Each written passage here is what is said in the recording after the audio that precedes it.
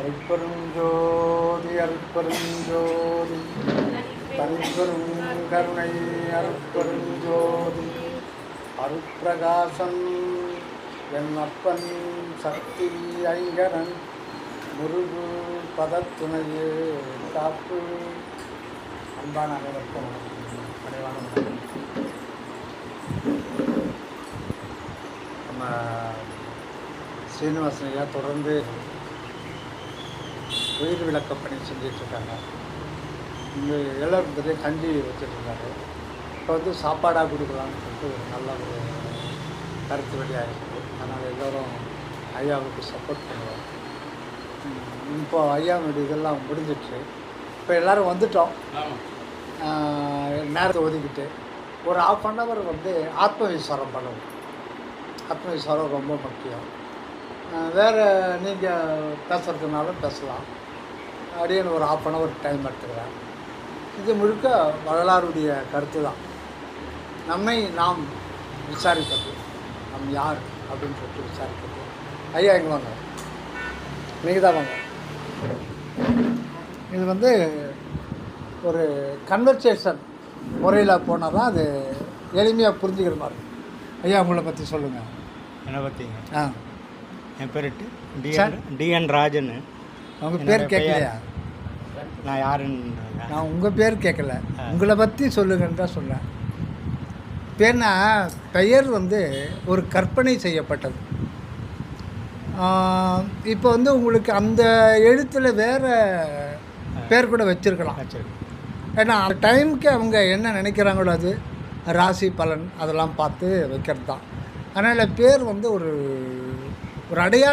Identification தான், மற்றவங்களுக்கு identification. இப்போ சப்போஸ் வந்து நீங்கள் ஒரு கான்ஸ்டபிளாக போயிருக்கீங்கன்னு வச்சுங்க, அங்கே பேர் செல்லுபடி ஆகாது. ஏன்னா அது தமிழ்நாடு ஃபுல்லாக 104 இங்கே வாங்க அப்படின்னு. அப்போ அங்கே பேர் உங்களுக்கு 104 தான். அதில் பெயர் என்பது ஆன்மாவில் போய் பொருந்தாது, அது வெளியில் தள்ளி விட்டுரும். பெயர் உங்களை பற்றி சொல்லுங்கள். அதை பார்த்தீங்கன்னா கிரானைட் இண்டஸ்ட்ரியில் ஒரு 30 வருஷம் இருந்தேன். எதுங்க ஐயா? கிரானைட் கல், அதாவது கனிமம். ஆமாம், அந்த தொழிலில் வந்து ஒரு 30 வருஷம் போவோம். அதில் 30 வருஷமாக அதில் ஒரு ஃபேக்ட்ரி மேனேஜராக. இல்லை, நீங்கள் என்ன தொழில் பண்ணுறது எனக்கு தேவையில்லையே.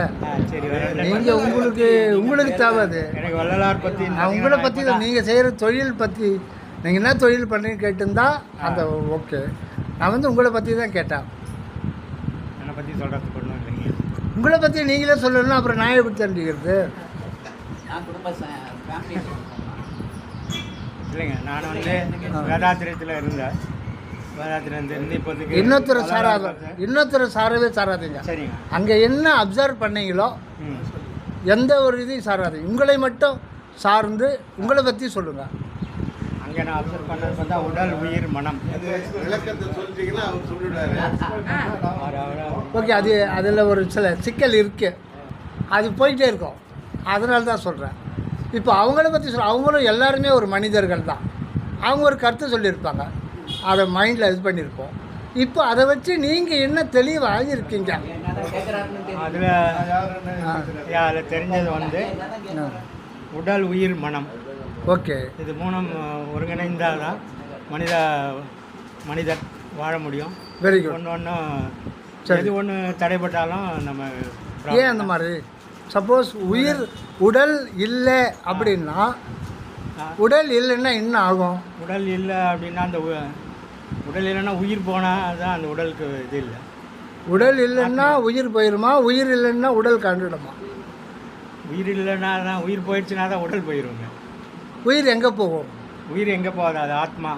அது வந்து உயிர் வேற, ஆத்மா வேறவா? ஆத்மா வெளியே வந்துட்டு அது ஆத்மா, உடலில் இருக்கும்போது அது உயிர். ஆத்மாவுக்கு நமக்கு என்ன சம்பந்தம்? மனிதனுக்குங்களா? என்னையா இந்த மனிதனுக்கும் ஆத்மாவுக்கும் என்ன சம்மந்தம் இல்லைங்களா? மனிதன் வேற அப்போ ஆத்மா வேறவா? ஆமாங்க, நம்ம உடலாக இருக்கும்போது மனிதனாக வாழறோங்க. சரி. அது உயிர் பிரிந்த அப்புறம் பார்த்திங்கன்னா அந்த பிரிந்த உயிர் வந்து ஆத்மாவா, அதுக்கு அழிவு கிடையாது. சரி. ஆத்மாவுக்கு அழிவு இல்லை. ஆத்மாவுக்கு அழிவு இல்லாத போது அழிகின்ற உடலை ஏன் எடுக்குது? அது ஆத்மா அழிவில்லை, ரைட், ஓகே. அது உடல் அழியுது, ரைட்டு. அழிகின்ற அந்த உடலுக்குள்ளே ஏன் வந்து திருப்பியாவது போகுது? உடல் ஆன்மாவுக்கு கருவி வேணும்ல, என்ன ஐயா? ஒரு கருவி வேணும்ல, ஆ, ஒரு கருவி வேணும்ல. ஆமாம். இப்போ இந்த ஆன்மாவும் ஜீவன் இருக்கு, சரி, ஓகே. அது எங்கே போய் செயல்படும்? வெரி குட், வெரி குட், சொல்லுங்கள். சரி, ரைட், புரியுதுங்களா? ஆமாம் ஆமாம் இப்போ நாமளே ஒரு உருவாக்குற கருவி வந்து செயல்படுத்துகிறோம். ஆமாம். இறைவன் வந்து நம்மளுக்கு அனுப்புகிறான், சரிங்க, ஓகேவா? ஓகே. இந்த ஆன்மா ஜீவன் எல்லாமே வந்து சொல்லுங்கள் பரவாயில்ல, மெதுவாக சொல்லுங்கள். என்ன சொல்கிறதுன்னா, நமக்கு வந்து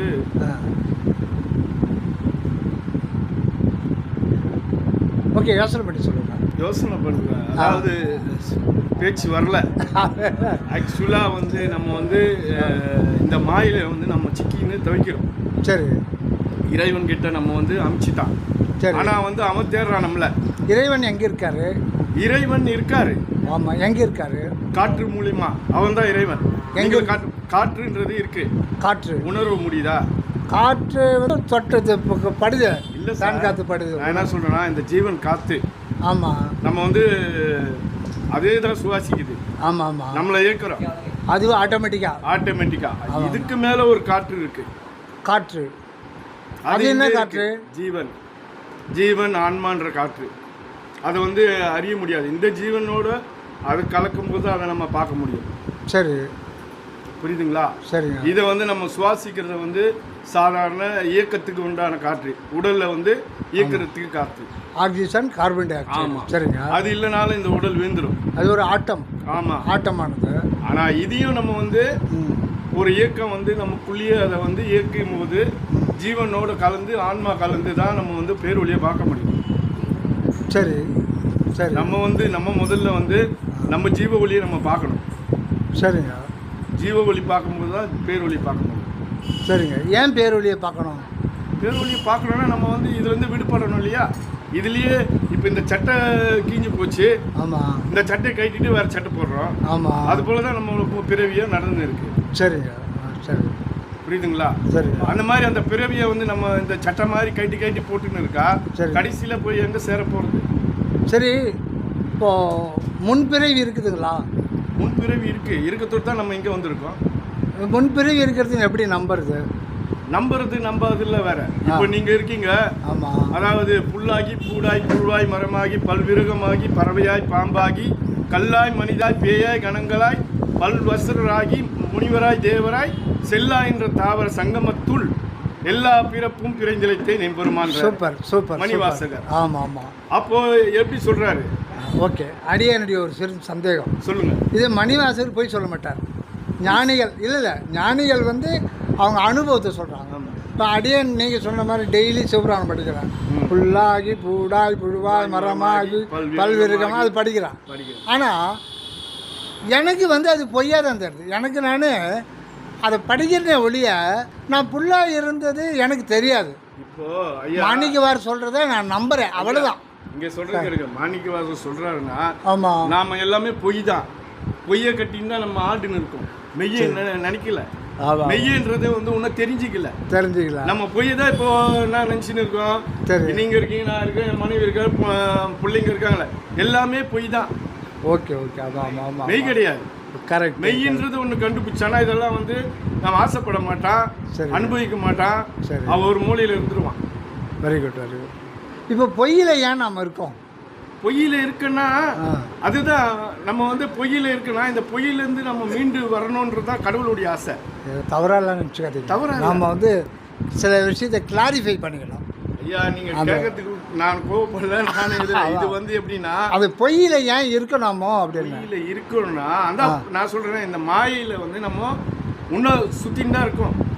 சரி, மாயையை நாம பிடிச்சிட்டு இருக்கோமா, மாயை நம்மளை பிடிச்சிட்டு இருக்கோம்? நாம தான் பிடிச்சிருக்கோம் மாயை. ஏன் பிடிச்சிட்டு இருக்கோம்? ஏன் நாம் பிடிச்சிட்டு இருக்கோம்? 8 குணங்கள் உண்டு. சரிங்க. நம்ம இதுல 8 குணங்கள்ல வந்து அகங்காரன்றது இப்போ நம்ம கிட்ட இருக்கு. ஆமா. இப்போ நம்ம வந்து ஒரு நல்ல செய்யணும்னா போறோம், ஒரு நம்ம ஏதோ ஒருத்தர் இடிச்சுடா நம்மளன்னு வச்சுக்கோங்க, நம்மனா வேண்டாம்ப்பா சொல்லிட்டு போயிடலாம். ஆனா அந்த அகங்காரன்றது நம்மளை விடாது. என்ன சொல்லும், அவன் பாரு உன்னை இடிச்சுட்டு தனாவட்டில் போறான், நீ அவனை கம்னு இருக்கியா, அடிடா அவனை பிடிடாடணும். ஆனா அதுல இந்த பாவத்தை யார் சேர்க்கிறது? அந்த அகங்காரன்ற குணம் நம்மளை வந்து சேர்க்குது. ஆன்மான்றது அமைதியா தான் இருக்கு. இந்த மனமாகப்பட்டது எப்படி இன்பம் துன்பம் எல்லாத்திலையும் ஈடுபட்டு பாவத்தை சேர்த்து, நம்ம ஏற்கனவே செய்த பாவம் நம்ம அப்பா அம்மா கிட்ட இருந்து வந்து இதுல வருது. அது தனியா அவங்க செஞ்ச பாவம் எப்படி ஏன் வராது? நம்ம அவருடைய இப்போ சொத்து இருக்கு அப்பாவுக்கு, அப்ப சொத்து நம்ம வேணாம்னு சொல்ல முடியுமா? அது வந்து உலகில் இதுங்க, உலகில் இல்லையே. அவருடைய பாவ புண்ணியமும் நமக்கு சேருது இல்ல. ஏமா அவர் 7 வீடு வச்சு ஆகமத்துல 7 வீடு அப்பா வச்சிருக்காரு. ஓகே ஓகே நான் சொல்றேன். அப்ப நான் இந்த ஞானியினுடைய இது ஒன்று சொல்றேன். அவரவர் வினை வழி அவரவர் வந்தனர். அவரவர் வினை வழி அவரவர் வினை வந்தது. ஆமா. அந்த வினை எதனால வந்து? விந்துனால வந்தது. நீங்க வேதாத்திரி மகரிஷி வேதாத்திரி மகரிஷி இல்லைங்க, விந்துக்கு அதுக்கு சம்மந்தமே இல்லை. ஐயா பெரியவர் என்ன சொல்றாருன்னா மும்மலம் அகற்றுன்றாரு. ஆமா, மும்மலம் அகற்றுன்றாரு. இப்போ நான் வந்து எங்க அப்பா விந்துல தான் நான் வந்தேன், எங்க அம்மா சுரோனத்துல தான். ஆன்மாவுக்கு அதுக்கு சம்மந்தம் கிடையாது. ஆன்மாவுக்கு எப்படி சம்மந்தம் இல்லைன்னு ஒரு நிமிஷம் சொல்றேங்க இருங்க. நாம சாப்பிட்ற உணவு ஒரு சொல்றேன். நாம சாப்பிட்ற உணவு செல்களாக மாறும். 200 டைப்ஸ் ஆஃப் செல்களாக மாறும். எலும்பு செல்லு, நரம்பு செல்லு, நெஃப்ரான், கிட்னியில் இருக்கிற செல்லுக்கு பேர் நெஃப்ரான், மூளையில் இருக்கிற செல்லு நியூரான், இப்படி நிறைய செல்கள்.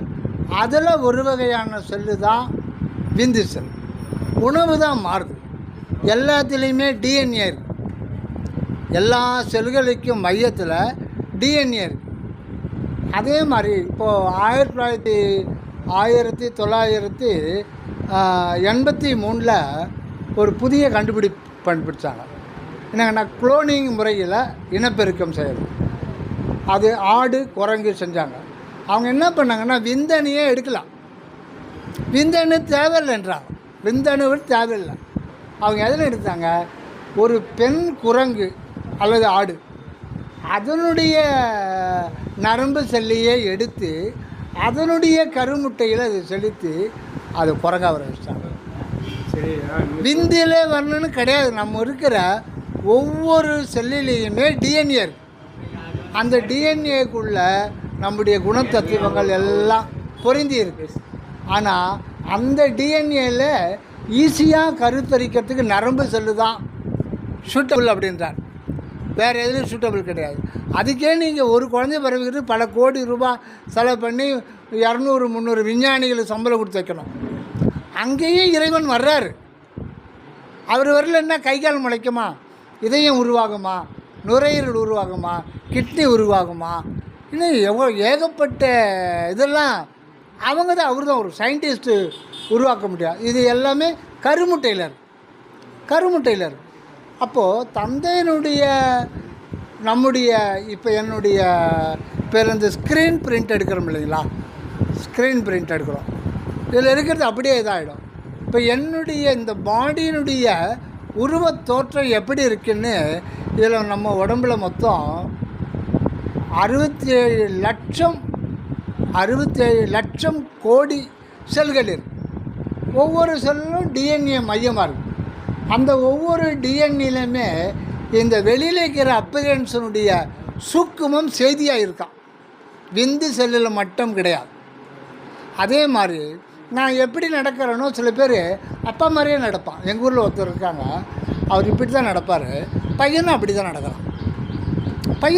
நடக்கிறான். இன்னொருத்தர் பங்காளி, அவர் எப்படி அந்த பழக்கம் வந்துன்னு தெரியல.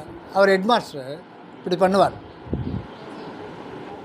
குறிப்பிட்ட நாள் கழித்து அவன் கொஞ்சம் வயசு, இப்போ 20 வயசுக்கு ஆன பிறகு அந்த பையனை இப்படி பண்ணுறான். அவங்க தங்கச்சும் இப்படி பண்ணுது. அது இந்த பாடியோட சம்மந்தப்பட்டு தவிர ஆன்மாவுக்கு சம்மந்தப்பட்டாது. ஒரு தந்தை செய்த பாவ புண்ணியம் தந்தை தான் சாருமே தவிர அவன் மகன் என்ன பாவம் பண்ணான்? மகன் எந்த பாவம் பண்ண அது வரவே வராது. அது தவறான கருத்து, அது வர முடியாது. திருடனுக்கு நல்லவன் பிறக்கிறான், நல்லவனுக்கு இது அயோக்கியம் பிறக்கிறான். இது நடக்கிறது இல்லையா? அது இது பாருங்க ஐயா, உடல் தான் தாய் தகப்பன் கொடுத்தது. ஆன்மா ஜீவன் வந்து அவனா வந்து உள்ள வரும். சரி, ஆக்சுவலாக வந்து ஜீவன் ஆன்மா யாரு கொடுக்குது? இப்போ இந்த உடல் யார் கொடுத்தா? எனக்கு தாய் தகப்பன். இறைவன். இறைவன் கிடையாது, இறைவன் கொடுத்தா. அப்புறம் நம்ம என்ன இருக்கு? அப்போ இறைவனுக்கு இந்த உடலுக்கு சம்பந்தம் இல்லை. அந்த ஜீவன் தான், ஜீவன் ஆன்மா தான் இறைவன். நம்ம வந்து உள்ள வர்றது, நம்ம உடம்பு யார் கொடுத்தது? அப்போ ஆன்மா இறைவன். ஆமாம், ஆன்மா இறைவன். இப்போ நீங்கள் ஆன்மாவா இந்த உடம்பா? ஆன்மானா உடம்பு. நீங்கள் இந்த உடம்பு ஆன்மாவா? உடம்பு போகிறது தானே. சரி, இப்போ நீங்கள் ஆன்மா. ஆமாம். அப்போ நீங்கள் இறைவனா? ஆமாம், இறைவன் தான். எப்படி இந்த பூமியை சுத்த வைக்கிறது நீங்களா? பூமி சுத்தத்தை நான் பார்க்க முடியாது, அறியதான் முடியும். இறைவன் தானே எல்லா செயலையும் செய்கிறாரு. பூமியை பூமியை நம்ம சுத்ததுன்னு சொல்கிறோம், நம்ம பார்க்க முடியுதா? எதை? முடியுமா? எதை நீங்க சுத்தது சொல்றீங்களா? ஆமாம், எங்க காட்டுங்க. விஞ்ஞானிகள் ப்ரூவ் பண்ணுறது, ஃபோட்டோ எடுத்து காமிக்கிறாங்க. இப்போதான் கண்டுபிடிச்சா, அப்பவே மெய்ஞானி கண்டு. அதை விட்டுடுங்க, அது மெய்ஞானி கண்டுபிடிச்சாங்க. எல்லா செயல்களும் இறைவனுடைய அருளால் தான் நடந்து கொண்டிருக்கிறது. எல்லா செயல்களும் இறைவன். அதுக்காக ஆன்மாவே இறைவன் எப்படி சொல்ல முடியும்? ஆன்மா இறைவன் இல்லாத எப்படி சொல்ல முடியும்? ஆன்மா தான் இப்போ அறியாமையில் மூடி இருக்க, மும்மலத்தில் இருக்கு, அறியாமையில் இருக்க. என்னுடைய ஆன்மாவை நான் அறியாதனால தானே நான் இப்போ கஷ்டப்பட்டு இருக்கேன். இங்க கேளுங்க ஐயா, சொல்றது தப்பா இருக்கு, நீ சொல்லுங்க. இல்லை, ஆன்மா தான் இறைவன்னா இந்த உடம்புல வந்து ஐயா கால்வேட்டர் வச்சுருக்கீங்களா? செல்லு கால்வேட்டர் ஆன் பண்ணுங்க. ஒரு சின்ன ஒரு கருத்து, கால்குலேட்டர் கொண்டு வாங்க. நாம வந்து தங்கத்தை வந்து அதுக்கு கால்குலேட்டிங்களா? 21,600 போடுங்க. என்ன தெரியுது? 21,600 இன்ட்டு 364 மண்ணு மாதிரி தான் தெரியுது. அதை எத்தனை வாட்டி இன்ட்டு உங்கள் வயசு, கடைசியில தான் அது தங்கமா தெரியுதா? அது போல தான் நம்ம மனிதனும் ஈக்குவல் போடுங்க. தங்கமா வேலை படி 1, 10, 100, 1000, 10,000, லட்சம், 10 லட்சம், கோடி, 10 கோடி. எவ்வளோ இருக்கு? ராஜ்யம் இருக்கு. என்னன்னு தெரிஞ்சுங்களா? ஒரு நாளைக்கு 21,600 முறை சுவாசிக்குதான் நுரையீரல். தானாக நடக்குது, தானாக நடக்குது. வருஷம் இன்ட்டு உங்கள் வயசு. அப்போ இதெல்லாம் போடும்போது 47 கோடி முறை நம்ம ஐயா, ஒரே ஒரு நிமிஷம், 47 கோடி முறை ஐயா சுவாசம் பண்ணியிருக்காரு. இதை நீங்களாக காலையில் எழுந்து உடனே 21,600 முறை சுவாசிக்கணும்னு நீங்கள் நினைப்பீங்களா?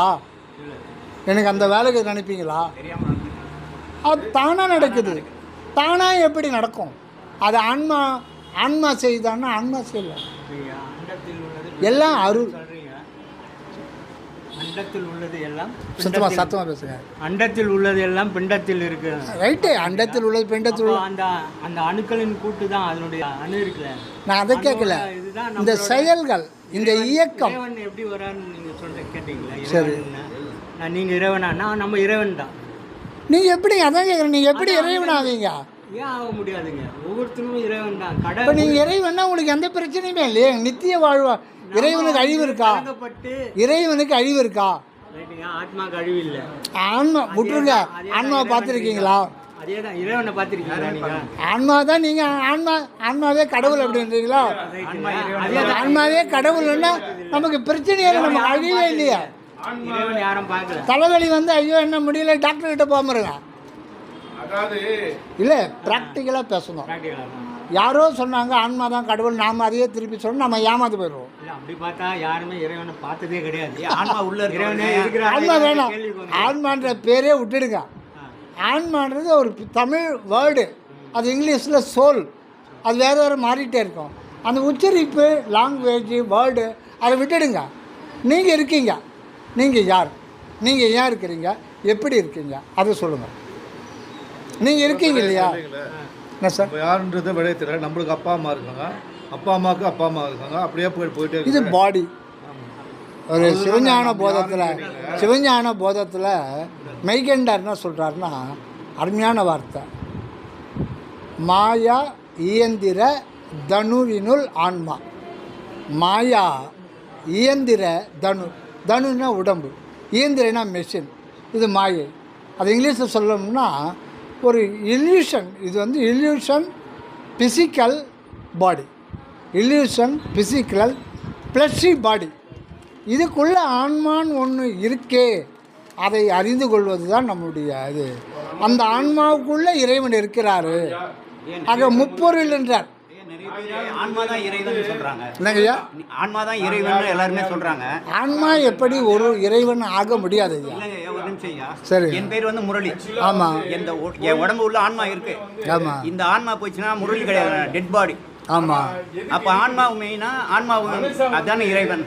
ஆன்மா வந்து ஆன்மா இருக்கவன் ஆன்மாவுக்குள்ள உள்ளொளி அப்படின்ற ஒரு மெய்ப்பொருள் இருக்கிறதுனால்தான் ஆன்மா இங்கே ஆன்மாவுக்கு உடம்பு வழங்கப்படுகிறது, பறிக்கப்படுகிறது. யோக கலையில எல்லா குரு ஐயா ஓகேவா? ஆன்மா தான் இறைவன் சொல்றாங்க. சொல்லுங்க சொல்லுங்க சொல்லுங்க, நீ தான் சொல்லுங்க. ஆன்மா வந்து கடவுள் இல்லைன்றீங்க. ஆன்மா தான் கடவுள். இல்லை, உத்தமன்ற உள்ளுக்குள்ள இருக்கான்றான். ரமண மகரிஷி சொல்லியிருக்காரு, நான் யார் தேடுன்றார். நான் யாருன்றது ஒரு வார்த்தையில சொல்றோம். ஆனா நான் யாருன்றது எனக்குள்ளே கேட்டுன்னு இருக்கணும். நான் யாருன்னா எப்படி தெரியும்? சரிங்க. சாதாரணமாக அறிவுல எல்லாம் ஒண்ணுமே கண்டுபிடிக்க. அறிவுல வந்து சிற்றறிவு இருக்கு, பேரறிவு இருக்கு. 2 அறிவு இருக்கு நமக்கு. கடவுள்ன்றது என்னது? கடவுள் நீ உன்னுடைய மனம்ன்ற மாயையை வந்து வெளியே போகாம உள்ளுக்குள்ள நீ அதை திருப்பும் போது தான் அந்த கடவுள்ன்றது தெரியும். அவ்வளோ சீக்கிரம் நீ திருப்பிடுவீங்களா? 1000 குதிரைக்கு சமம் உங்கள் மனம் அதில் உங்களை வலிச்சுன்னு போவோம் வெளியே. நீங்கள் எது வேணான்றீங்களோ அதை முதல்ல வந்து நிற்கும். புரியுதா? நீங்கள் முதல்ல எது வேணான்னு நினைக்கிறீங்களோ ஃபஸ்ட்டு வந்து அதுதான் வந்து உங்கள் முன்னாடி நிற்கும். அப்போ நீங்கள் எங்கே போவீங்க? கடவுள்கிட்ட போயிடுவீங்களா? எப்படி பண்ணீங்க? ஒருநிலைப்படுத்தி தியானம் பண்ணுறீங்களா? ஒருநிலைப்படுத்துறீங்களா? தியானன்ற பேர் சொன்னாங்க. தியானன்றத சும்மா போயிடுச்சு. தியானன்றது என்ன தெரியுமா? நம்ம வந்து முழுசாக அர்ப்பணிக்கணும் இறைவன்கிட்ட. தியானன்றது சும்மா உக்காந்துன்னு அப்படி தூங்கிட்டு தியானன்றதெல்லாம் கிடையாது.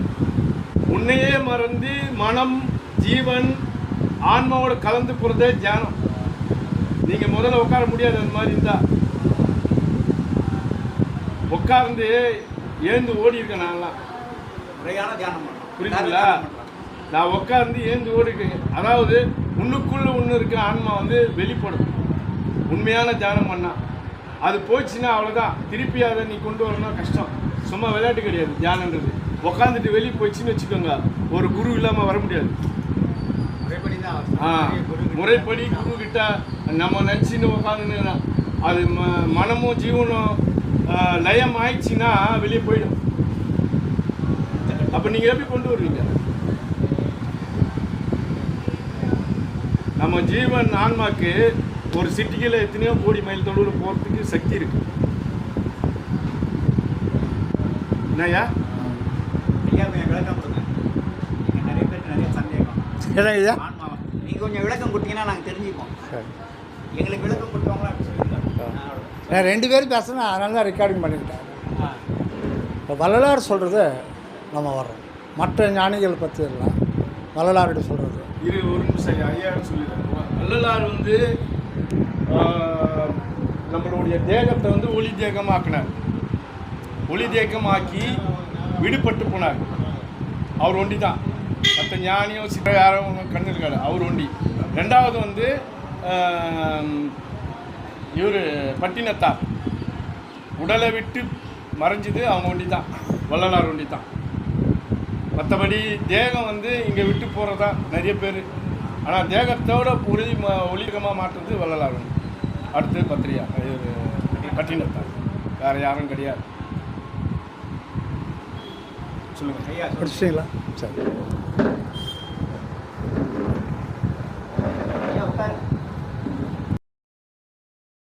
அருட்பெருஞ்சோதி அருட்பெருஞ்சோதி தனிப்பெருங்கருணை அருட்பெருஞ்சோதி. இப்போ வள்ளலார் என்ன சொன்னார், அவருடைய சிறப்பு என்ன அப்படின்னு முதல்ல பார்த்தோம். எத்தனையோ ஞானிகள் வந்து நம்ம பாரத கண்டத்தில் தோன்றியிருக்காங்க. வடநாட்டில் தோன்றவங்க வேதாந்தத்தை வளர்த்தாங்க, தென்னகத்தில் தோன்றவங்க சித்தாந்தத்தை வளர்த்தாங்க. சித்தாந்தம் சொல்லுவது என்ன, வேதாந்தம் சொல்லுவது என்னன்னா, வேதாந்தம் இது 10,000-20,000 வருடங்களுக்கு முன்னாடி இருந்தே வளர்ந்து வர்றது தான். வேதாந்தத்தில் கடவுள் வேறு அல்ல, ஆன்மா வேறு அல்ல. ஆன்மா தான் கடவுள், கடவுள் தான் ஆன்மாவாக இருக்கும். அந்த கொள்கை அப்படி. சித்தாந்தம் அதை மறுக்குது.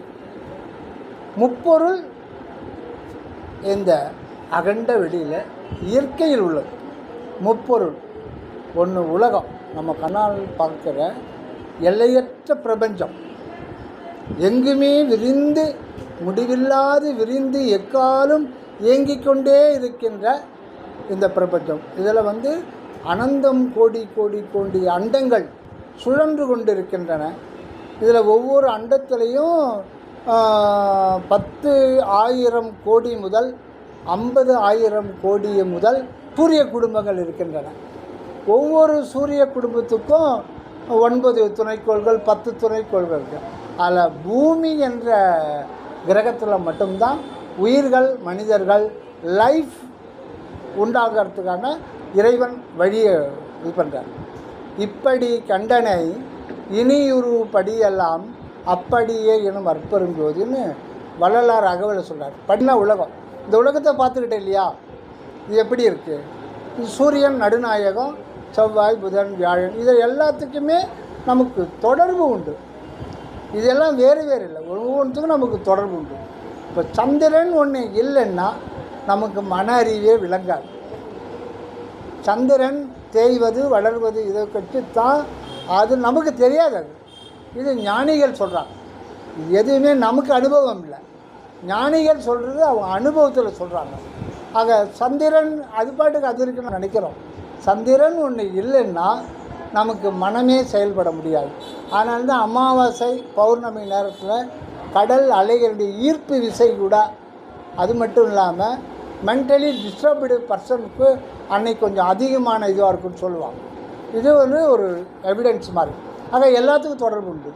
இதே போலத்தான் இந்த அண்டவெளியில் மில்கிவே கேலக்ஸி, ஒரு மில்கிவே கேலக்ஸி தான் நம்ம பார்த்தோம். 10,000 கோடி முதல் 50,000 கோடி சூரியன்கள் இருக்குது. ஒவ்வொரு சூரியனுக்கும் குடும்பம்னு ஒன்று இருக்குது, அது வேறு, அது தனி அண்டம். இதுபோல் லட்சம் கோடி மில்கிவே கேலக்ஸி இந்த பிரபஞ்சத்தில் இருக்குது. இது எல்லாமே சேர்த்து உலகம். இது இயற்கையில் இருக்குது, இது பரிணாமத்தில் இருக்குது. ஆதியிலேருந்து முதல்ல சூரியன் தோன்றும் போது அதிலிருந்து மற்ற கோள்கள் பிரிந்து குளிர்ந்து அதுக்கு பல கோடி கோடி கணக்கான ஆண்டுகள் ஆன பிறகு நில உலகம் தோன்றி இதில் இது குளிர்ந்து நீர், காற்று இதெல்லாம் உருவாகி செடி கொடி மரம்லாம் உருவாகி மனிதன் வரத்துக்குள்ள எத்தனையோ கோடி கோடி கோடி ஆண்டுகள் கடந்து போச்சு. இதெல்லாம் இறைவன் ஒரு பரிணாமத்திலேயே வச்சுருக்கார். அறிவற்ற பொருள்களிலிருந்து உயிர்கள் எல்லாமே பரிணாமத்தில் வருது. இதுவும் இயற்கையில் இருக்கிறது தான். இன்னொன்று கடவுள். கடவுள் எங்கே இருக்காருன்னா அவர் எல்லா இடத்துலையும் இருக்கார். கடவுளை பற்றி வரலாறு சொல்கிறது என்னன்னா, அன்பு என்ற ஒரு தத்துவம். அதை தத்துவம்னு மட்டும் சொல்ல முடியாது, சத்துவம். இப்போ ஒருத்தனை பார்த்து சரியாக நடக்காமல் வர்றான்னா, இந்த உடம்புல சத்துக்கு தான் பாடுறான், உடம்புல சத்தே இல்லை அப்படின்னு சொல்கிறோம். ஆனால் அது தப்பு. அதுக்கு பேர் சக்தி. சக்தி உடம்புல சக்தி இதான்னு தான் கேட்கணும். ஆனால் நம்ம அப்படி கேட்குறோம், உடம்புல சத்து இருக்கா பாரு அப்படின்னு கேட்குறோம். அதனால் சத்து அப்படின்னா அது ஒரு பொருள், சத்து பொருள் அப்படின்னு இறைவன்.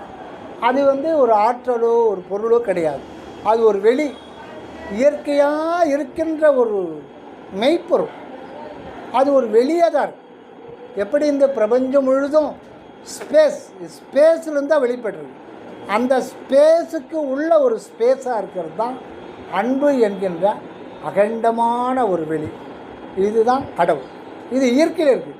நீங்கள் கடவுள்னோ இறைவனோ தெய்வனோ இல்லை முருகனோ விநாயகனோ பிற்காலத்தில் வந்த பெயர்கள், எந்த பெயர்களும் பொருந்தும் பொருந்தாதுன்னு வரலாறு. பொருந்தும் பொருந்தாதுன்னுவார், ரெண்டுமே சொல்லுவார். ஏன்னா பெயர் வரலாறு கூட அருட்பெருஞ்சோதினார். ஆனால் நாம் அற்பெருஞ்சோதினாரு. அவர் அற்பெருஞ்சோதியோட இந்த உடம்பை ஜோதியாக மாற்றிக்கிட்டார், ஜோதி சொருவம் மாற்றிட்டார். ஆனால் நாம் அற்பெருஞ்சோதின்னு கோடிக்கணக்கான முறை சொன்னாலும் நம்ம உடம்பு ஜோதி ஆகுமா? ஆகாது. ஏன்னா அற்பெருஞ்சோதின்றது அதுக்கு முன்னாடி ஒரு நிலை, அது ஒரு அனுபவம். அந்த அனுபவம், அவர் அனுபவித்த அந்த அன்பு வெளி எப்படி இருக்குது அப்படின்றத சொல்ல முடியாது. இருந்தாலும் ஏதாவது ஒரு வகையில் மக்களுக்கு எல்லோரும் பயன்படணும்னு சொல்லிட்டு கரெக்டான முறையில் அருள் அப்படின்னா, அருள்னா எல்லையற்ற தனிப்பெருங்கருணை தான். அப்படி ஒரு வெளி இருக்குது. அந்த கருணைன்ற வெளியிலிருந்து தான் எல்லாமே செயல்படும். இவ்வளோ பெரிய பிரபஞ்சத்தை பார்க்குறோம். இது எல்லாம் அடிப்படையாக இருக்கிறது எதுன்னு பார்த்தோன்னா அணு. எல்லாமே நீங்கள் இந்த உடம்பாகட்டும், இந்த சேராகட்டும், கிட்னி ஆகட்டும், சூரியனாகட்டும், சந்திரனாகட்டும், சுவாமி ஆகட்டும், நீராகட்டும், கடலாகட்டும், மரமாகட்டும், எல்லாமே அணுக்களின் செறிவு நிலை தான். இப்போ அணு அப்படின்னு நம்ம பார்த்தோம்னா அதில் 3 இருக்குது. இது இப்போ ஒரு 150-200 வருடங்களுக்கு முன்னாடி தான் விஞ்ஞானிகள் கண்டுபிடிக்கிறாங்க. இவங்க ஒரு தியானம் பண்ணுறாங்க, இதுவும் ஒரு தியானம் தான். அதே சிந்தனையில் இருப்பான். நான் வாழ்க்கை ஃபுல்லாக விஞ்ஞானிகள்ன்றவங்க சும்மா இல்லை. இப்போ 10 லட்சம் சம்பளம் வாங்குறான், 4 லட்சம் சம்பளம் வாங்குறான். அப்போல்லாம் அப்படி கிடையாது. அது கொடுக்கறதுக்கு, சம்பளம் கொடுக்கறதுக்கு அப்போ ஆளு கிடையாது. 200 வருஷத்துக்கு முன்னாடி ஏதோ ஒன்று கண்டுபிடிக்கணும்னு ஒரு ஃபோர்ஸ், மக்களுக்கு பயன்பு கொண்டு வரணும். அதான் முதல்ல அணுவை கண்டுபிடிச்சாங்க. ஆனால் அந்த அணுவுக்குள்ளே என்னென்ன இருக்குது அப்படின்னு சிந்தனை வருது, என்ன இருக்குன்னு. அதுக்காக ப்ரூவ் பண்ணோம், எக்ஸ்பெரிமெண்ட். அப்போ தான் கண்டுபிடிக்கிறாங்க அணுவுக்குள்ளே 3 சக்தி இருக்குது: புரோட்டான், நியூட்ரான், எலக்ட்ரான். இது இயற்கையில் இருக்குது. எப்போ உலகம் எத்தனை 1000 கோடி வருடங்களுக்கு முன்னாடி இருந்த அணுக்கள் இன்றைக்குமே இருக்கு. அதில் ஒவ்வொரு அணுவிலையுமே புரோட்டான், நியூட்ரான், எலக்ட்ரான். எலக்ட்ரான் அப்படின்னு ஒன்று இல்லைன்னா ஃபேன் ஓடாது. எதுவுமே இந்த உலகத்தில் இருக்காது. இந்த உலகத்தில் எதுவுமே இருக்காது. எலக்ட்ரிசிட்டி இல்லைன்னா இந்த ஃபோனே கிடையாது, எதுவுமே கிடையாது. மாடு தான் ஓட்டிக்கிட்டு, ஆடு மாடு தான் மேய்ச்சிட்ருக்கணும். அந்த எலக்ட்ரான் சுற்றிக்கிட்டே இருக்கு. இதையும் கண்டுபிடிச்சி சொல்கிறாங்க கரெக்டாக. ஒரு செகண்டுக்கு 2200 கிலோமீட்டர் வேகத்தில் அது ஒரு அதுக்குன்னு உரிய ஒரு பாதையில் சுற்றிக்கிட்டே இருக்கு. ஹைட்ரஜன் எடுத்துக்கிட்டோம்னா ஒரே ஒரு எலக்ட்ரான், ஒரே ஒரு புரோட்டான், ஒரே ஒரு நியூட்ரான். நியூட்ரான் அதில் மின்சாரமே கிடையாது. நடு மையத்தில் இருக்கிறது புரோட்டான், அது நேர் மின்சாரம் கொண்டது. அது என்ன மின்சாரம்? அதுதான் இயற்கை. அது அப்புறம் பார்க்கலாம். ஏன் அது மின்சாரம் எத்தனையோ இருக்குது, ஆனால் மின்சாரம் தானே மெயினாக இருக்குது. வெளியில் சுற்றுறதுன்னு எடுத்துக்கிட்டிங்கன்னா அது எலக்ட்ரான், அது மட்டும்தான் சுற்றுது. நியூட்ரானையும் புரோட்டானும் ரெண்டும் சேர்ந்து உட்கரு அப்படின்ற ஒரு பேரில் அணுனுடைய கருநிலை அதை சுற்றிக்கிட்டே இருக்கு. இப்போ நமக்கு உள்ள ஒரு மிகப்பெரிய ஒரு வியப்பு. ஆனால் நம்ம அதை நினச்சி கூட பார்க்குறதில்ல. நம்ம உடம்பு எடுத்துக்கிட்டோம்னா இதில் 7 வகையான தாதுக்களாக பிரிக்கிறாங்க சைவ சித்தாந்தத்தில். டோட்டலாக அப்படியே தோல், ரோமம், தோல், இரத்தம், தசை, எலும்பு, நரம்பு, மஜ்ஜை, விந்து, பெண்களுக்கு கருமுட்டை, 7ஆக பிரிக்கிறாங்க. எது எப்படி இருந்தாலும் எல்லாமே செல்களால் ஆனவை.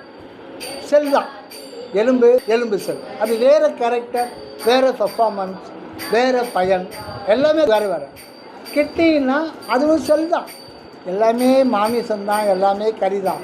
பட் உள்ளே போய் பார்த்தா அது என்டையர்லி டிஃப்ரெண்ட். அந்த செல்லுடைய அம்சம் அதனுடைய ஆக்டிவிட்டீஸ், பர்ஃபார்மன்ஸ், பயன் எல்லாமே வேறு.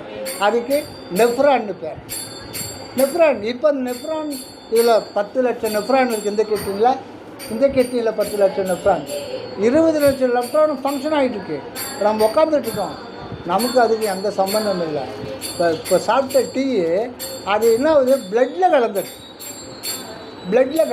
பிளட்டு கிட்னிக்குள்ள நெஃப்ரான்கள் ஒரு ட்ராப்பு பிளட்டை பல்லாயிரக்கணக்கான நெஃப்ரான்கள் பங்கு போட்டுக்கிட்டு அதை ஃபில்டர்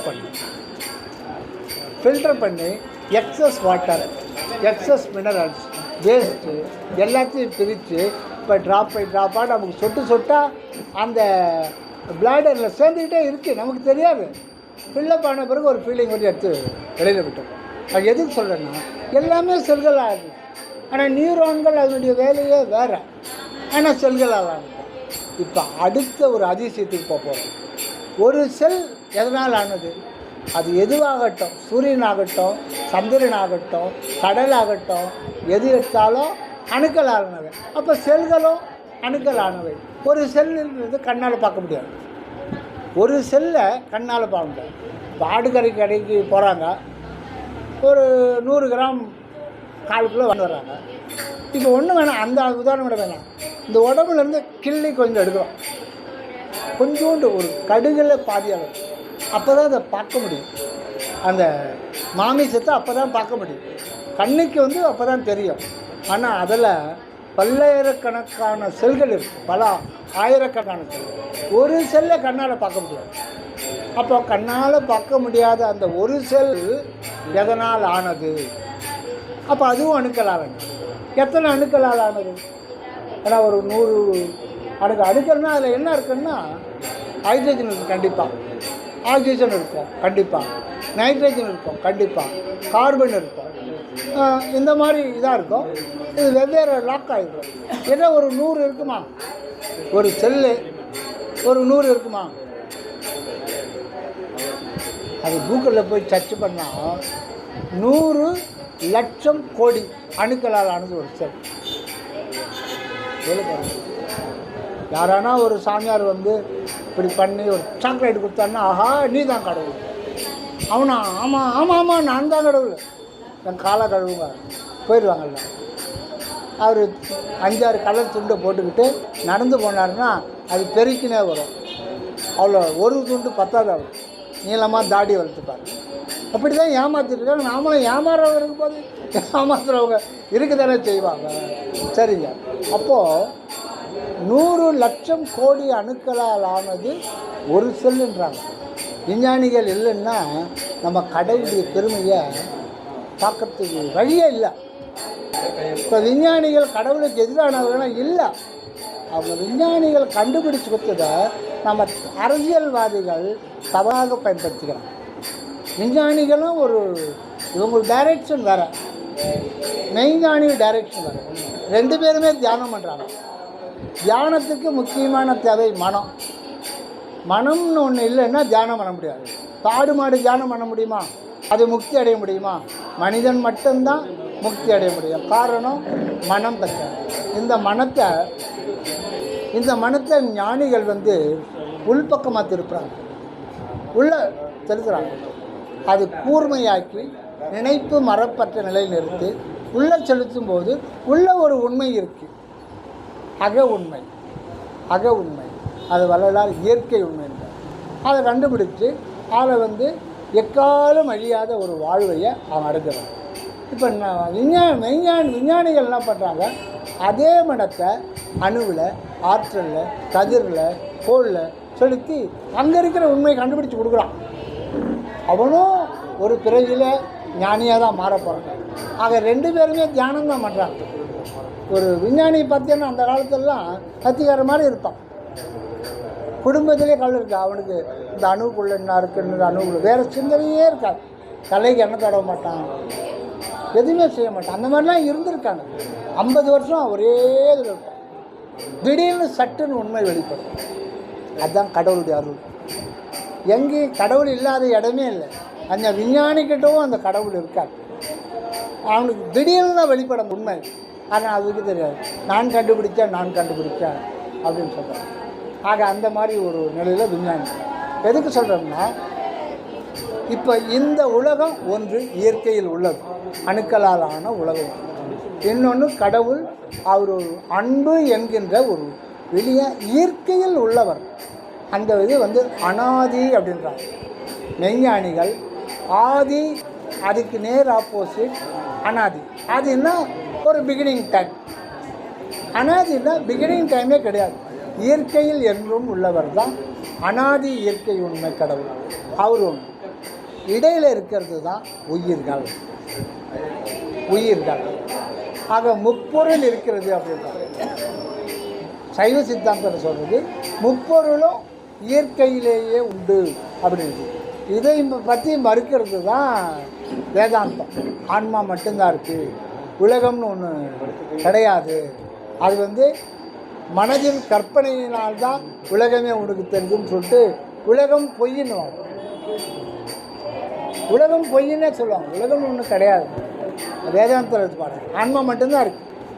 உன்னுடைய மனோ கற்பனையில் தான் உலகமே உருவாக்குறாரு. அது நியாயமே கிடையாது. அதனால தான் வேதாந்தத்தை ரொம்ப சாடுவார் வள்ளலார். சரிங்க. இப்போது வள்ளலார் என்ன சொல்ல வர்றார், நமக்கெல்லாம் என்ன உபதேசம் பண்ணுறாங்கன்னா, நம்மளாம் யார் அப்படின்னு நம்ம தெரிஞ்சுக்கணும்.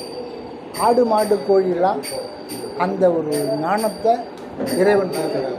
மனிதனுக்கு கொடுக்கப்பட்டுள்ள இந்த பிறவியினுடைய நோக்கம் என்னன்னா தன்னை உணர்வு.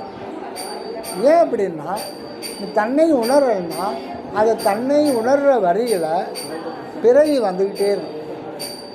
இப்போ கேட்பாங்க, அட போப்பா முன்பிறவி மறுபிறவி நம்ம பார்த்துட்டா இருக்கோம், அதெல்லாம் ஒன்றும் கிடையாது. முன்பிறவியும் கிடையாது, மறுபிறவியும் கிடையாது. இது கிறிஸ்துவத்திலையும் இஸ்லாத்திலையும் ஒத்துக்க மாட்டாங்க. ஒரே முறை பிறக்கிறோம், அடுத்தது நியாய தீர்ப்பு நாள் வரும். நீ கடவுளுக்கு பணிஞ்சானா சொர்க்கத்துக்கு போவ, இல்லைன்னா மீளாத நரகத்துக்கு போவ. இதுதான். ஏன்னா அவங்களுடைய பரிணாமத்தில் அதுதான் அவங்களுடைய வேதாகமத்தில் எழுதப்பட்டிருக்கு. இப்போ கடவுள் மறுப்பு கொள்கையாளர் அதெல்லாம் கிடையவே கிடையாது. மறுபிறப்பில் உன்னை நீயே ஏமாத்திய காரணம் ஏன் அவங்க அப்படி சொல்கிறேன்னா, அவங்க இப்போ நம்ம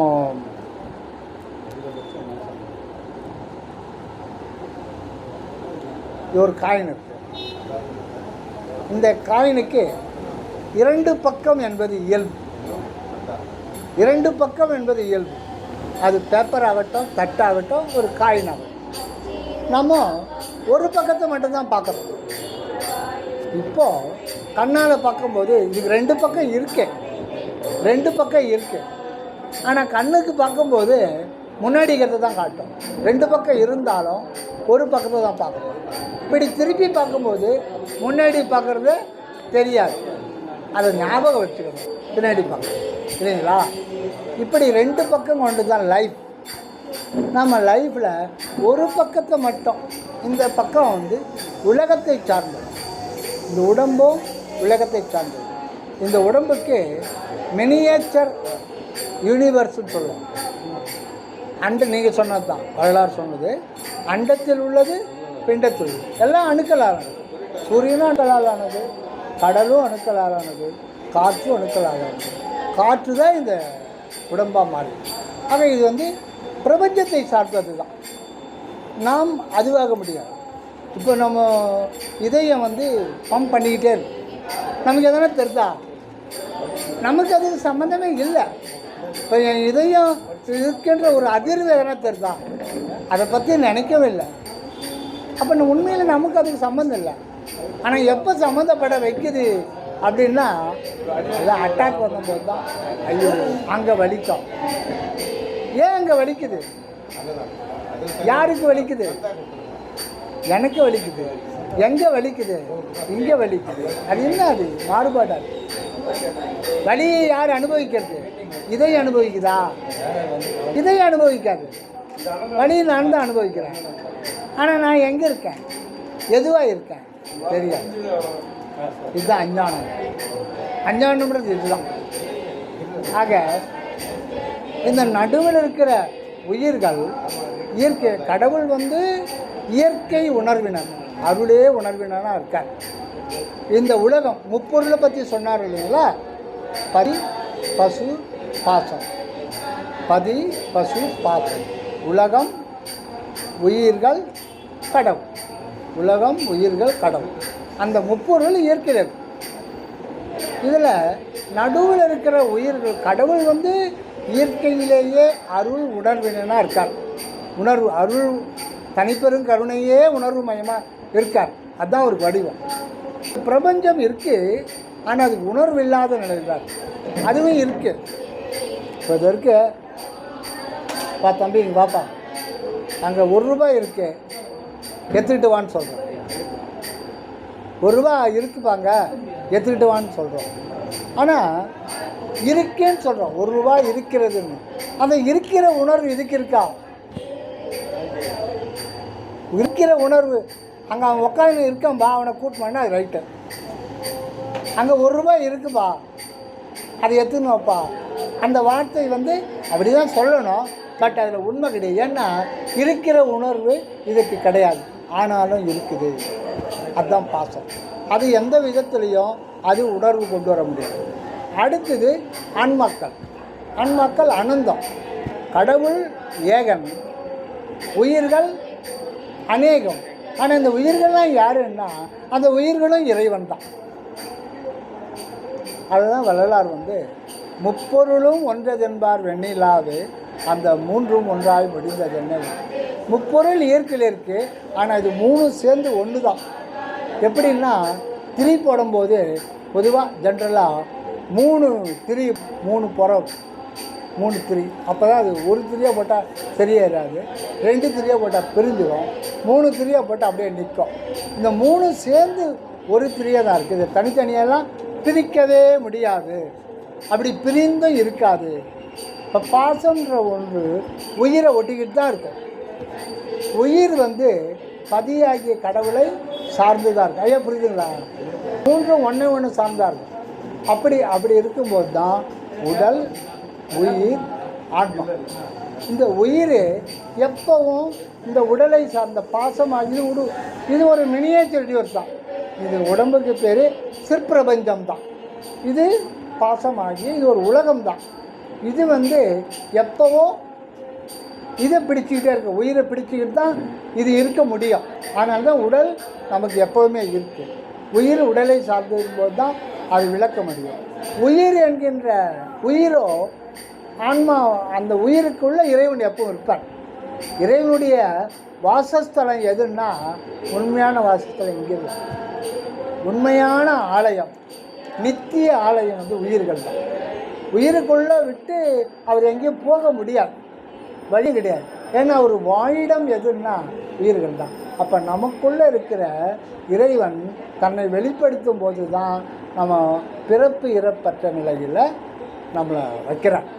அதுக்காக தான் நமக்கு வந்து பிறப்பு இறப்பு தொடர்ந்து வந்துகிட்டே இருக்குது. அப்படி பிறப்பிறப்பு எடுக்கிறது கூட அவர் வந்து ஆன்ம நிலையிலேருந்து தான் எடுக்கிறார். இப்போ பிறப்பு இறப்பு எடுக்கிறது எதுன்னா கடவுளா மனிதனான்னா இதுதான் வரலாறு ஒரு கருத்து சொல்லுவார்.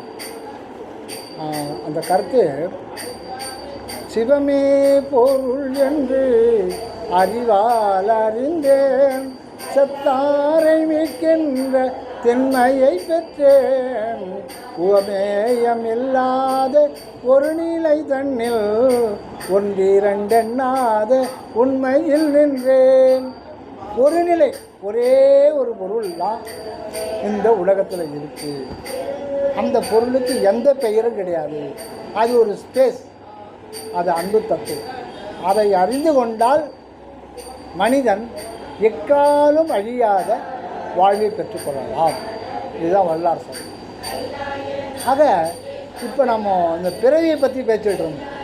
பிறவி முன்னாடி நமக்கு பிறவி இருக்குதா இல்லையா, மறுபிறவி இருக்கா இல்லையா அப்படின்னு எப்படி நம்புறது?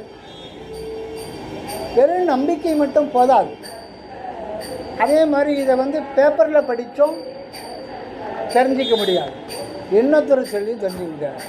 நாம் உள்ளே போனோம்னா, ஐயா அது முடிச்சது அப்போ உள்ளே போனோம்னா அந்த தியானத்தில் நமக்குள்ள ஒரு ஸ்பேஸ் இருக்குது.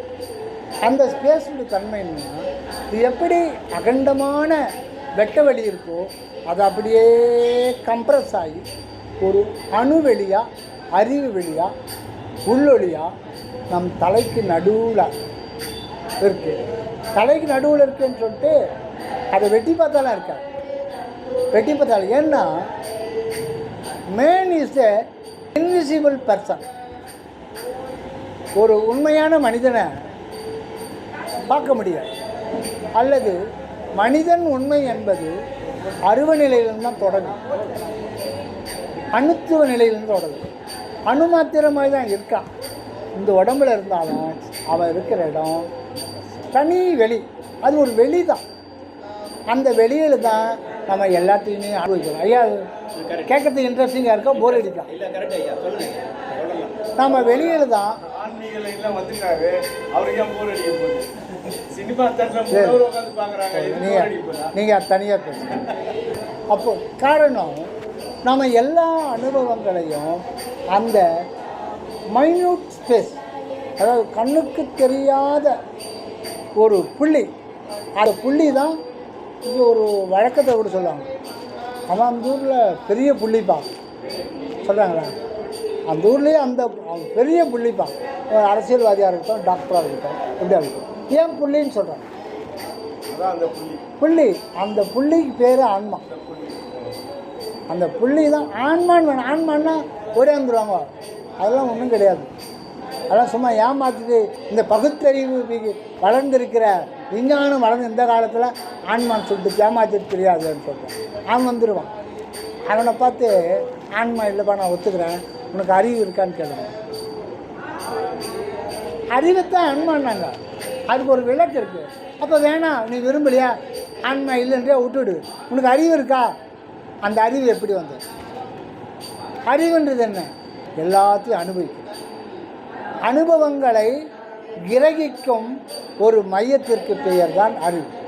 அதை பார்க்க முடியாது, நாமளே பார்க்க முடியாது. அது ஒரு அணு வெளி. அதை தான் மெய்ஞானிகள் சித்தாகாசம், சிதம்பரம், சிற்றம்பலம், சிற்றபை சொன்னாங்க. சிற்றம்பலம் சொல்கிறோம், என்னையா அர்த்தம்? சிதம்பர ரகசியம். சிதம்பரம்னா என்ன? அந்த வார்த்தையை பிரித்து பார்த்தா தான் தெரியும்.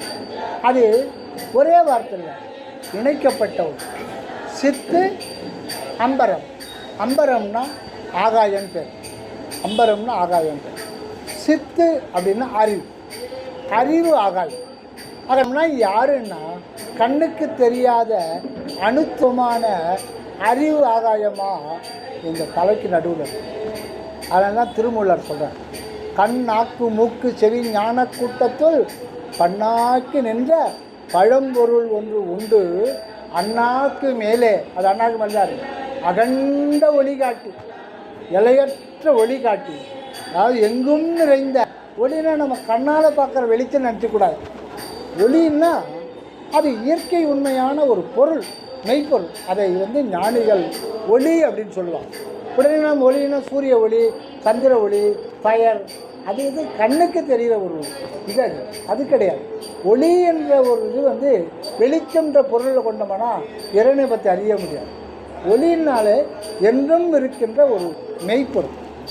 அந்த மெய்ப்பொருள் அகண்ட வெளி முற்றும் நிறைந்த ஒன்று. அது அப்படியே இருக்க அனுபவத்துக்காக அப்படியே கம்ப்ரஸ் பண்ணுது, அனுபவம் மாறிங்கிறது. அதுவும் இருக்கிறது.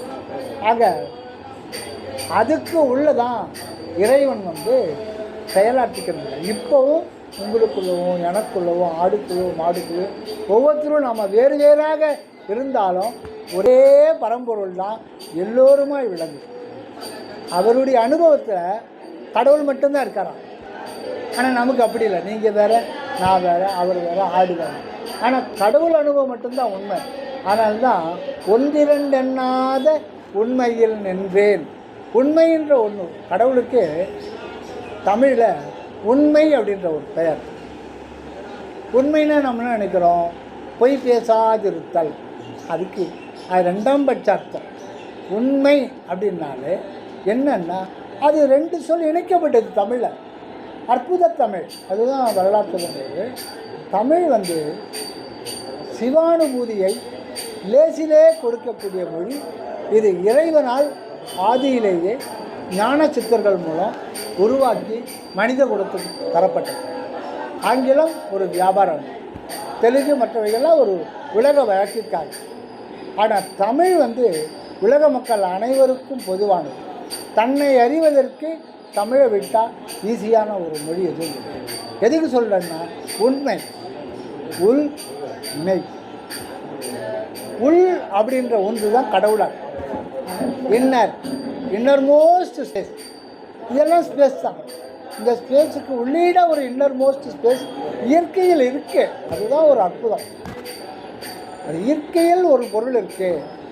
அந்த இயற்கையில் உள்ள பொருளை அறிந்து கொண்டால் நம்ம இந்த செயற்கை தன்மையில் நீங்கி இயற்கையில் ஆனந்தமாய் என்றென்றும் என்றென்றும் எத்தனை கோடி கோடி கோடி யுகம் ஆனாலும் அழிவில்லாத வாழ்வை பெற்றுக்கொள்ளலாம் சார் வரலாம். இப்போ நம்ம அழிந்தாலும் அழிய மாட்டோம். அது அடுத்த உண்மை. நம்ம செத்து போகிறோம் அப்படின்னா என்னப்பா பட்டினத்தார் ஒரு வீதி வழியாக போகிறார், இது உண்மை. அவருக்கு தெரியும். இருந்தாலும் அங்கே ஒரு இளைஞர் நின்றுருக்கார். ஏதோ யாருக்காக வெயிட் பண்ணி நின்றுருக்கார். அப்போ அங்கே என்ன ஒரே கூட்டமாக இருக்குது, சத்தமாக இருக்குது. சமயம் அங்கே வச்சு செத்து போயிட்டார். சத்த பிணத்தை பார்த்து இனி சாக போகும் பிணங்கள் அழுது கொண்டு இருக்குன்னு சொல்லிட்டு போயிட்டார். இளைஞனுக்கு அதிர்ச்சி ஆயிடுச்சு. சத்த பிணத்தை பார்த்து இனி சாக போகும் பிணங்கள், நம்மளுடைய பிணம் தான் சொல்கிறோம். ஆல்ரெடி டெட், நம்ம டெட்டாக தான் இருக்கோம். ஏன்னா நம்ம யாருன்னு தெரியாமையே நம்ம வந்துட்டுருக்கோம். இந்த உடம்பு தான் நான் யாரும் ஒரு ஃபோட்டோ ஆல்பம் எடுத்துப்பா, இங்கே லெஃப்ட் சைடில் 3வது வருஷத்தில் இருக்கிற பாரு, இதுதான் நான். ஃபிசிக்கல் பாடி அப்பியரன்ஸ் இதை தான் நம்ம கேப்சர் பண்ணிடுறோம். என்னை பார்த்து இது பண்ண. ஆனால் உண்மையில் பார்த்தோம்னா இது தோல் போர்த்த உடம்பு. அருணகிரிநாதரை அருணை சொல்லுவார், தோலோடு மூடிய கூரையை நம்பி. அற்புதமான பாடல். தோலோடு மூடிய கூரையை நம்பி. இது ஒரு கூரை. இந்த தோல் என்ற கூரையை பார்த்து தான் நம்ம ஒரு ஆளுன்னு சொல்லிட்டு நம்மளை நாமே முடிவு பண்ணிட்டோம். பிறரையும் அப்படி தான் பார்க்கணும். இது ஒரு மாமிசக்கூடு. கள்ளப்புலம்பை கட்டழிக்க வல்லானே. நம்ம கட்டி போட்டதும் அவர் தான். இந்த தேகத்துக்குள்ளே வருவிச்சது ஒரு காரணம் இல்லாமல் வருவிக்க மாட்டார், நம்மளை கட்டி போட்டிருக்கார். அந்த கட்டவிழ்க்க வல்லவனும் அவன் தான். ஏன் கட்டி போட்டான்? அதுக்கு என்ன காரணம்? நாம் என்ன பாவம் செஞ்சோம்? இறைவனுக்கு மட்டும் அந்த கட்டு கிடையாது. இது என்ன நியாயம்? இதெல்லாம் கேட்கணும். இதுதான் விசாரம். கேட்காம எதையுமே அப்படியே அக்செப்ட் பண்ணக்கூடாது. முடியாது, அக்செப்ட் பண்ண முடியாது. ஆக இப்போ வள்ளல் பெருமான் சொல்கிற அந்த முப்பொருள் இந்த உயிர்களுக்கு மட்டும் என்னென்னா தன்னைத்தானே உணர முடியாத ஒரு நிலையில் இருக்குது. அது ஒரு இப்போ ஸ்பேஸுன்னு பார்த்தோம் இல்லைங்களா, இப்போ இருக்குது. இந்த ஸ்பேஸு ஆதியில் அதாவது 300-400 கோடி வருடங்களுக்கு முன்னாடி தான் நம்ம புல் பூண்டு செடி கொடி மரம் ஓரறிவிலிருந்து நம்ம வரோம். அதுக்கு முன்னாடி இருந்த காலம் கணக்கில் அடங்காத காலம். ஆரம்பம் என்று ஒன்று இல்லாத காலம் என்று நாம் இறைவனோடு நாம் அத்துவிதமாக இருக்கிறோம். ஆனால் நம்முடன் இறைவன் இருக்கிறார். ஆனால் நாம் இருக்கிறது நமக்கே தெரியாத ஒரு நிலை இருந்து வரும். ஏன் இந்த நிலைமை? இறைவன் இருக்கிறது இறைவனுக்கு தெரியும். ஆனால் நாம் அறிவு தான். அறிவு தான் நாம். அது சொல்ல வந்துட்டேன். சரி சொல்லி அறிவு தான் நாம். அறிவு என்கின்ற ஒரு அணு வெளி தான் இங்கே இருக்குது. அதுதான் நாம். ஆனால் அதை நாம் உணராமல் இருக்கிற ஒரு நிலை தான் ஆணவ நிலை. நாம் இருக்கிறது நமக்கே தெரியாது. அதுக்கு பேர் தான் ஆணவ நிலை. இதை எப்படி நாம் விளங்கி கொள்ள முடியும்? ஞானிகள் சொல்லிடுறாங்க, நாம் விளங்கி கொள்ளலாம். எப்படின்னா, ஒரு மனிதனுக்கு ரொட்டீனாக 3 ஸ்டேஜில் எக்ஸ்பீரியன்ஸ் கிடைக்கும். ஒன்று விழிப்பு நிலை, இன்னொன்று கனவு நிலை, இன்னொன்று உறக்க நிலை. இது எல்லா உயிருக்கும் பொதுவானது. விழிப்பு நிலையில் உடல், உயிர், ஆன்மா எப்போது சம்மந்தப்படும். இது 3 தொடர்பு இருக்கும். விழிப்பு நிலையில் 5 பார்த்தல், கேட்டல், நுகர்தல், சுவைத்தல், நினைத்தல், எல்லா விளக்கம். இது ஒரு விளக்குன்னுவாங்க. 5 வகையான விளக்கு. விளக்குன்னா ஒரு விளங்கல், சதா விளங்கிட்டு நம்ம இமைத்தாலும் இமைக்கலனாலும், நீங்கள் அதை கான்சன்ட்ரேட் பண்ணாலும், கவனித்தாலும் கவனிக்கலைனாலும், உங்கள் கண்ணு உங்களுக்கு ஒரு இந்த காட்சியை கொடுத்துக்கிட்டே இருக்கும். இந்த காட்சி காணப்படும் இடம் எதுன்னா கண்ணுக்கு தெரியாது. இது ஒரு இன்ஸ்ட்ருமெண்ட் தான், இது ஒரு டூல். நாம் பார்க்குற இடம் அந்த வெளி. அங்கே ஒரு வெட்ட வெளி. வெட்ட வெளி தன்னை மெய்யென்று கொள்வார்க்கு பட்டயம் எதிர்க்கது புதம்பாய் பட்டயம் எதிர்க்கது. பட்டயம்னா பட்டம், பதவி, சுகம், சுகபோகம், உலக வாழ்க்கை, போகங்கள், காரு, பங்களா, இதெல்லாம் பட்டயத்தில் அடங்கும். இதெல்லாம் எதுக்கு? வெட்ட வெளி தன்னை மெய், அதுதான் நம்முடைய உடம்பாக. ஆனால் நாம் இந்த புலால் உடம்பையே உடம்பு இதுதான் நாம் நினச்சிட்ருக்கோம். ஆனால் இந்த தோலுக்கு உள்ள இருக்கிற பொருளை பற்றி நமக்கு தெரியுமா? இப்போது இந்த பையன் நீங்கள் ஒரு செடிக்கு உள்ளே போகிறீங்க, ஒரு இடத்துல ஒரு சபையில் பேசுகிறீங்க, ஒரு இடத்துல போகிறீங்க, பேசின்னு இருக்கீங்க, பையன் மறந்துடுங்க. பையில் காசு, பணம், நகைலாம் வச்சுருக்கீங்க, பத்திரம் மறந்துட்டு போயிடுது. போயிட்டு அப்புறம் பார்க்குறதுக்கு வந்தால் காணும். பார்த்து அதை எடுத்ததான் என்ன இது அனாமத்தாக இருக்க பை அனாமத்தாக இருக்கு, நம்ம போலீஸ் ஸ்டேஷனில் கொடுத்துருவோம். யார் போய் இந்த இடத்துல எவ்வளோ ஜனம் இல்லை கொடுத்தா எந்த தான் கொடுன்னுவாங்க. திறந்து பார்க்குறாரு, அது ஒரு 25 சவரன் நகை இருக்குது, 10 நோட்டு வச்சுருக்கு. போலீஸ் ஸ்டேஷனில், நல்ல போலீஸ் ஸ்டேஷன் அதுவும். அவங்க உடனே பத்திரிக்கையில் விளம்பரம் கொடுத்துருவாங்க. இப்போ நாம் ஏதாவது விளம்பரம் கொடுக்கணும். எங்கள் அப்பா திடீர்னு ஒரு முறை காணாமல் போயிட்டாங்க, ஒரு 8 வருஷத்துக்கு முன்னாடி. பத்திரிகை விளம்பரம் 2வது 3வது பக்கம், தின மலர், தின தந்தது, இவ்வளோ ஸ்ட்ரெஸ் தான். 3வது பக்கம் 36,000 கேட்டான். காவல்துறைக்கு செஞ்சு தான் ஆகணும் விளம்பரம். இது மாதிரி பை ஒன்று நேற்று இந்த டைமில் கிடைச்சிருக்கு, அது பாத்தியப்பட்டவர்கள் வாங்கி கொள்ளலாம். உங்களுக்கு நீங்கள் அது பார்த்துறீங்க, அதான் பணம் போயிடுச்சு. பேப்பரில் படிக்கும்போது நேராக போலீஸ் ஸ்டேஷன் போகிறீங்க. உங்களை மாதிரி ஒரு 10 பேர் வர்றாங்க அங்கே, அது பேப்பரை பார்த்து. ஏன்னா பெரும்பாலும் பை ஒன்று பிளாக்கில் இருக்கும், க்ரீனில் யாரும் வச்சுருக்க மாட்டாங்க, ப்ரௌனில் இருப்பாங்க. கேட்டால் சொல்லிடலாம் அப்படின்னு சொல்லிட்டு அடிக்கிட்டு இருந்தேன். அவ்வளோ ஒரு 10 பேர் என்ன, நீங்கள் 11 ஆளை போகிறீங்க. ஒவ்வொருத்தராக எஸ்ஐ கேட்குறாங்க, எந்த சார் அந்த மறந்துட்டு போய்ட்டுருக்காங்க. பை என்ன கலர்? Brown colour. ஆமாம் ப்ரௌன். சைஸுண்ணா இப்படி இருக்குது, இவ்வளோ சார். அதில் உள்ளே என்ன இருக்குது? உள்ளே நிறைய வச்சுருக்கு சார். நகை வச்சுருக்கேன், பணம் வச்சுருக்கேன், பத்திரம். எவ்வளோ நகை வச்சுருக்கேன் அது தெரியல சார். எங்கள் சம்சாரம் தான் வச்சு. பணம் எவ்வளோ வச்சுருக்கேன் அதுவும் தெரியல. எல்லோரும் சொல்லிட்டாங்க.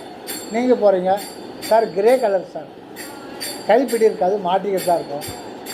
உள்ளே ஒரு செக் புக் இருக்குது, ஒரு செல்ஃபோன் இருக்குது, 10 லட்ச ரூபா பணம் இருக்குது, 100 ரூபா நோட்டு 5 இருக்குது, 50 ரூபா நோட்டு 2 இருக்குது, 1 ரூபா காயின் 2 இருக்குது, நகை செயின் 5 சவரம். டீட்டெயில்ஸ் சொல்லுங்கள். இந்த இப்போது இந்த உடம்பு தான் நானுன்னா எனக்கு இதே எங்கே இருக்குது, அது ஒரு நிமிஷம் 72 முறை துடிக்குது. சுவாசப்பை இங்கே இருக்குது, நுரையீரல். அது ஒரு நாளைக்கு 21,600 முறை சுருங்கி விழுது. 2 கிட்னி நெப்ரான். இந்த டீட்டெயில் சொன்னால் உங்களுதுன்னு சொல்லலாம். உள்ளங்கிறது ஒன்றுமே தெரியலையா? தெரியாமல் நானும் சொல்லி எப்படி ஒத்துக்கிடுவேன்? அதான் சரி விடுங்க. இதுதான் நம்முடைய அஞ்ஞான இருள் அப்படின்னு சொல்கிறது. இப்போ உயிர்கள் தானே தன்னை அறிய முடியாத ஒரு நிலை ஆணவம், அது இயற்கையில் உள்ளது. கடவுளுக்கு ஆணவம் கிடையாது, அவர் இயற்கையிலேயே தன்னை உணர்ந்தவர். அவருடைய இன்னொரு நிலை தான் உயிர். அதான் ஏகன் அநேகன் இறைவனடி வாழ்க. ஏகனாக இருக்கும்போது ஒருவராக இருக்கிறார், ஆனால் மெய்ப்பொருள். அவர் அங்கே வாழ்வு நிலை கிடையாது. அதுதான் பிரச்சனை. வெட்ட வெளியில் இருக்கிற இறைவனுக்கு வாழ்வு கிடையாது. வாழா வெட்டின்னு சொல்கிறாங்க இல்லைங்களா, உண்மையில் அது கடவுளுக்கு தான் பொருந்தும். அவர் எங்கே வாழறன்னா உங்களுக்குள்ளே வாழறார், அந்த நாய்க்குட்டிக்குள்ளே வாழறார். அந்த நாய்க்குட்டி தாய் எப்படி கொஞ்சிச்சு பாருங்கள், ஒரு காக்கா குஞ்சு தன் குஞ்சு எப்படி அன்பு செலுத்து, அந்த அன்பு ப்ராசஸ் பண்ணுறது. அன்பு அன்புன்னு சொல்லிட்டு இருந்தால் கடவுள் அன்பு தான் கடவுள்னு சொன்னால் அங்கே அனுபவம் கிடையாது இறைவனுக்கு.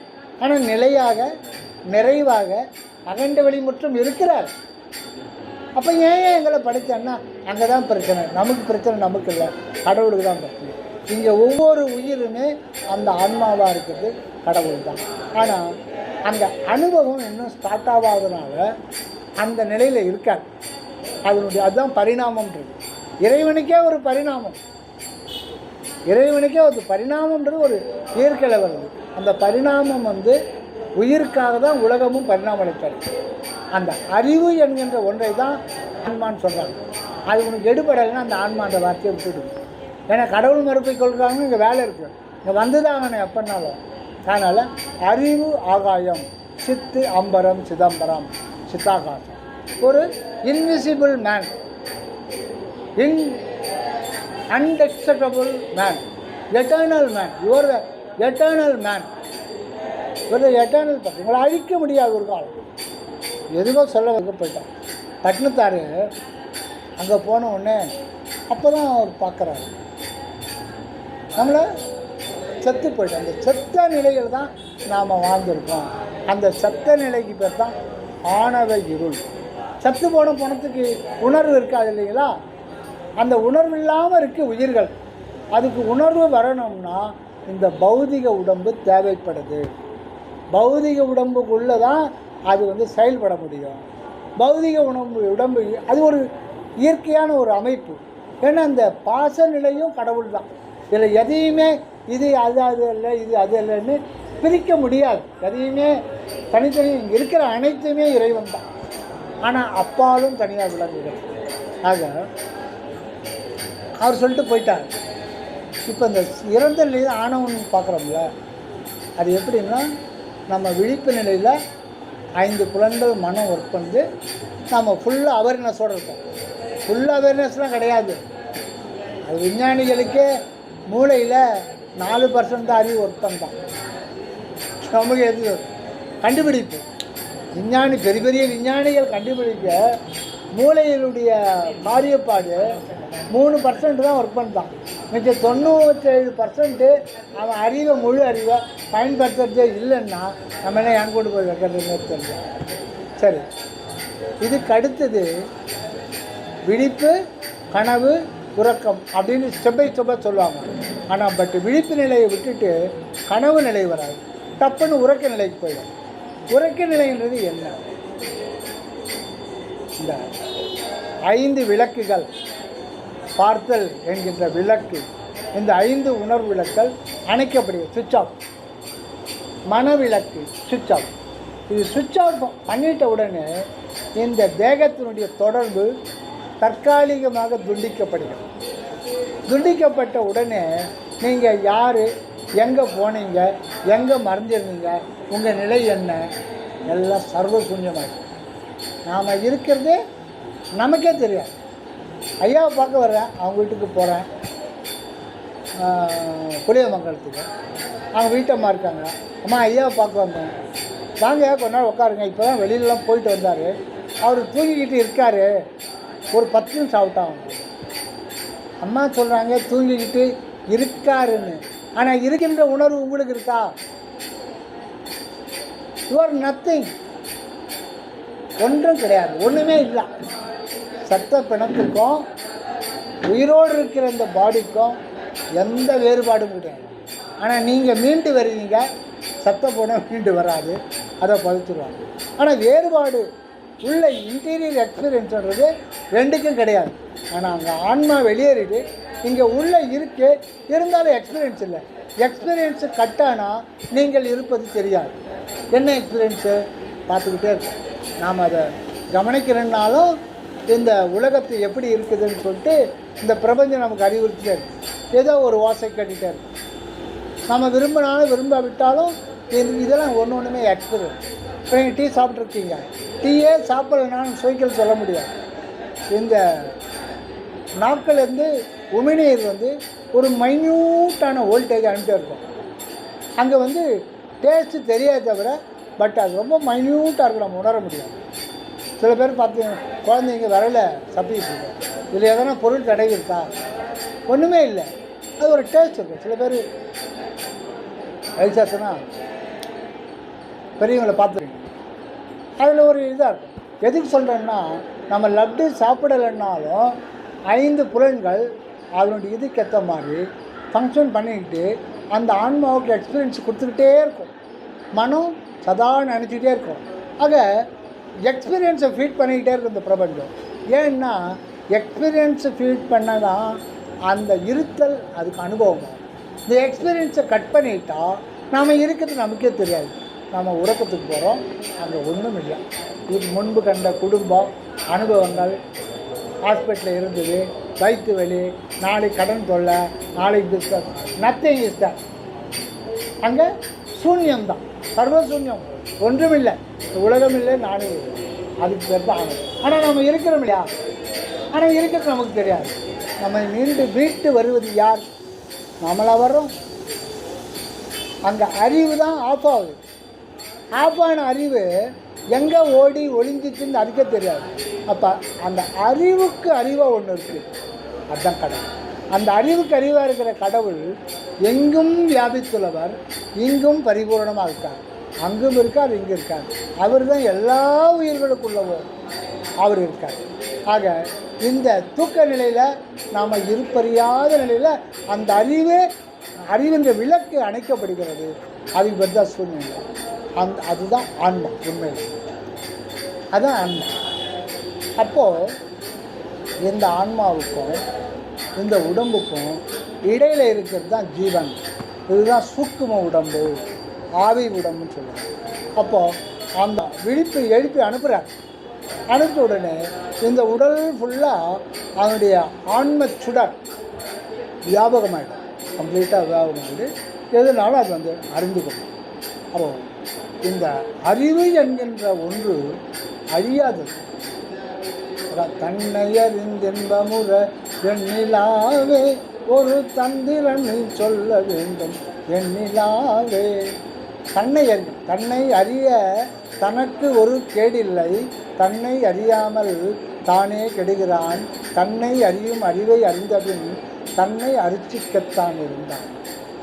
அரிச்சித்தன்னா இப்போது குறிச்சிட முடியாது. இறைவனுக்கு பூக்களை அர்ச்சனை பண்ணுறது அதே மாதிரி கடவுள் அந்த நிலையில் திருமூலர் சொல்கிற அர்ச்சனை என்ன? நான் எனதுன்றது உண்மையில் ஒன்றுமே கிடையாது, எல்லாமே இறைவன் தான். நான் அனுபவிக்கிற எல்லாமே ஆன்மாவுக்கு போகுது. ஆனால் அந்த ஆன்மா யாருன்னா இறைவனே தான் ஆன்மாவன். ஆக உண்மை ஒன்றிரண்டு எண்ணாத உண்மை. ஆக வள்ளலார் சொல்கிற முடிவான பொருள்னா ஒரே ஒரு பொருள் தான் அந்த உலகத்தில் இருக்குது, ஏக வசுவான பொருள். அது எல்லாமாய், என்றும் உள்ளதுவாய், எங்கும் விளங்குவதுவாய், எல்லாம் வல்லதுவாய், எல்லாம் ஆனதுவாய், அது தன்னைத்தானே விளக்கி கொண்டே இருக்கிறது. அதனுடைய இயல்பு நிலை.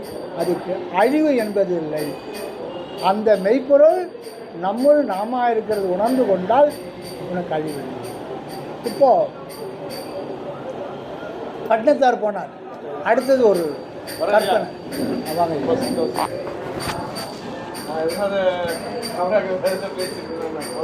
பேச்சு அப்படிதான் வரும் எனக்கு.